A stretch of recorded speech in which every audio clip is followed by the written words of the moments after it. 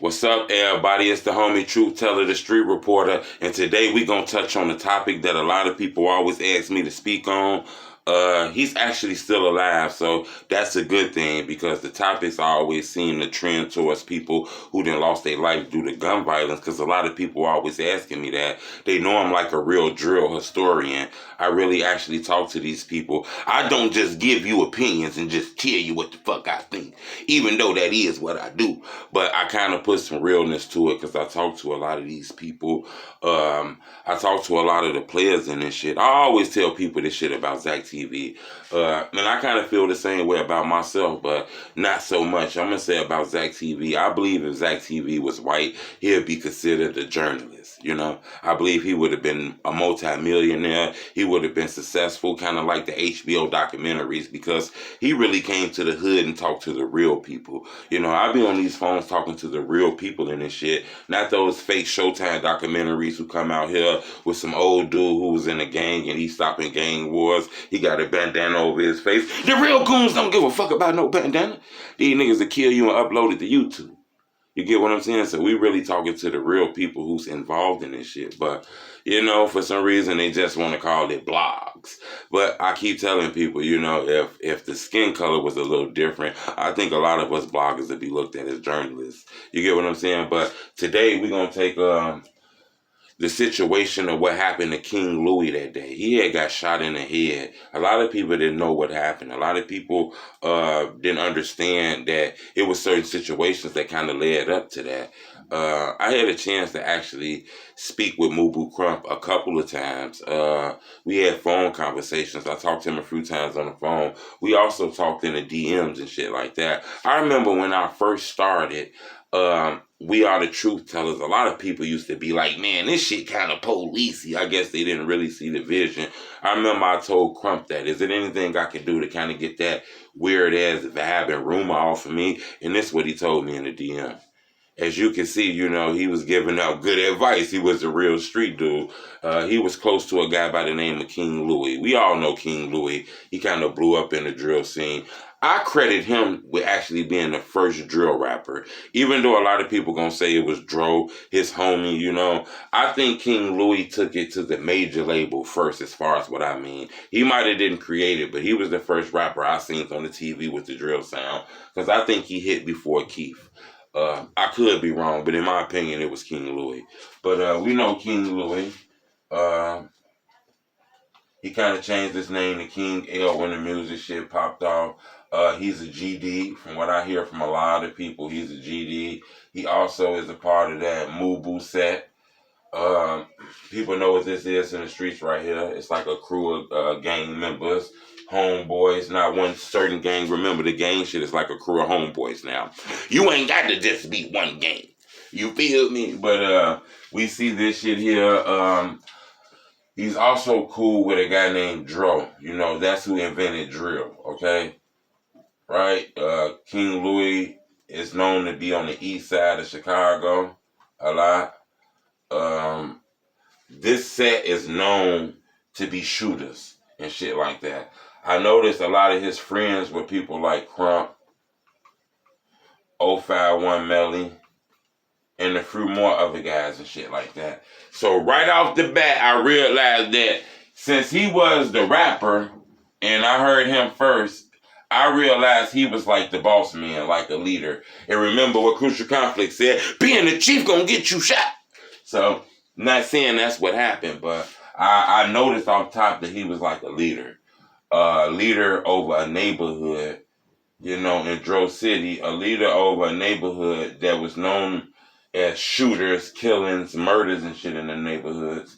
I noticed he was affiliated with some real street dudes like Mubu Crump and 051 Melly. Eventually, both of those guys end up losing their lives and getting killed and shit like that. So I noticed he was linked to a lot of street shit, okay? That's the first thing that jumped out, is King Louie was linked to a lot of street shit. He also had songs with people like Dirk, you know, Keith, and a few more artists. Eventually, he got into a beef with Lil Durk, okay? Eventually, those crews got into it. Mubu Crump eventually got into it with Dirk. They turned frenemies. It was all kind of shit, okay? What happened to King Louie is a little different than anybody else's because he was kind of famous when this happened to him. But his ass was still in that hood. If I'm not mistaken, the police is claiming he was on a 3900 block, okay? He was on a 3900 block, I believe, of West 83rd Street, okay? I believe that's where he was at. He was chilling in a car, okay? Next thing you know, a gunman slide up on him, okay? While he's chilling in the car in his community, in the area where he be at, you know what I'm saying? He chilling, he got his peoples, he's rich, he's in a nice ass car, he wearing that shit, you know what I'm saying? He living his life. Next thing you know, blah, blah, blah, blah, blah, blah, blah, blah, blah, blah, blah, blah, blah, blah. They blick that bitch down. I'm talking about shoot multiple times. King Louie hit in the head. Man, when we found the news that brother got hit in the head, man, it was so many RIPs and people crying and all kind of shit. This man got hit in the head in a car. You know, it was witnesses saying that it's somebody slumped in the car. People thought King Louie was dead, bro. Unfortunately, God had another thing in store for this young man. He survived a headshot, hard body. You know, he gets to the hospital. Louis Farrakhan come visit him while he in the hospital, pray with him, all kind of shit. We get tweets from Pusha T. Tweets from Chance the Rapper, and etc. Everybody wishing him a speedy recovery, hoping this man don't lose his life, praying this man don't lose his life. All this happened, if I'm not mistaken, December, I believe this happened December 23rd, 2 days before Christmas, 2015. Someone did this shit 2 days before Christmas. The police just said they believe it was, I heard the scanners, and the police scanners, it was people saying mistaken identity maybe. I read the police reports. I read the newspaper articles.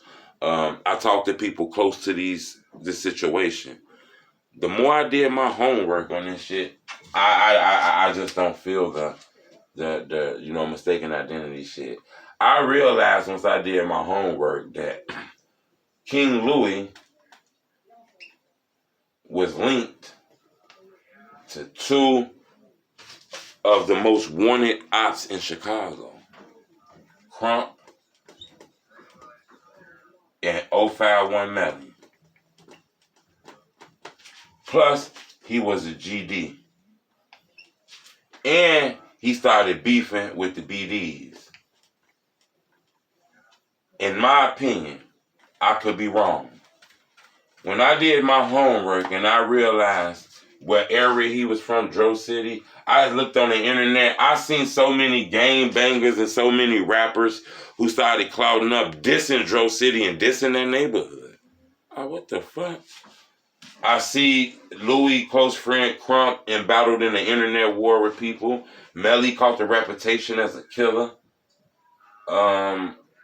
I see where he got shot at, what neighborhood he's from. I came up with the conclusion, in my opinion, King Louie got shot because of in my opinion, hold up, pen going now. King Louie got shot because of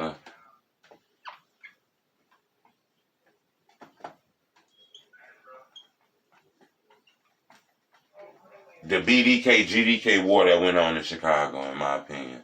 And I think it's other things that led to that too. I think hanging with the wrong crowd did it too. I think past issues before he got famous, you know what I'm saying? And I believe street shit. But in my opinion, it's all linked to the BDK, GDK war. I believe King Louie was shot in the BDK, GDK war. He was caught lacking. I seen all kind of things. His friends was attacking, like Crump was in a major war with the BDs, okay? This was the BD's top target, one of their top enemies. And King Louie was linked to those guys. When once upon a time, King Louie was linked to the BDs because he was cool with people like Dirk and Keith. Next thing you know, shit happened. So if you ask me, I believe King Louie was killed because of the BDK, GDK. I mean, not killed. He wasn't killed. He survived. Sorry to say that. Don't want to put no dirt on you. Snap my finger 3 times. King Louie was shot in the head because of the BDK, GDK war. And by the grace of God, that brother survived because God is good. It wasn't his time. In my opinion, when you escape death and it ain't your time, God gives you a second opportunity. Now, with this second opportunity, he's going to bless you again. And with that blessing, you got to bless somebody else with the shit. You got to pay it forward. Because if you don't and keep it for yourself, you're going to catch that karma. He's going to make you fall off in this rap game. You're going to be hot and fall off when he give you that second chance because you didn't share it to do good. And that's how I feel with that situation.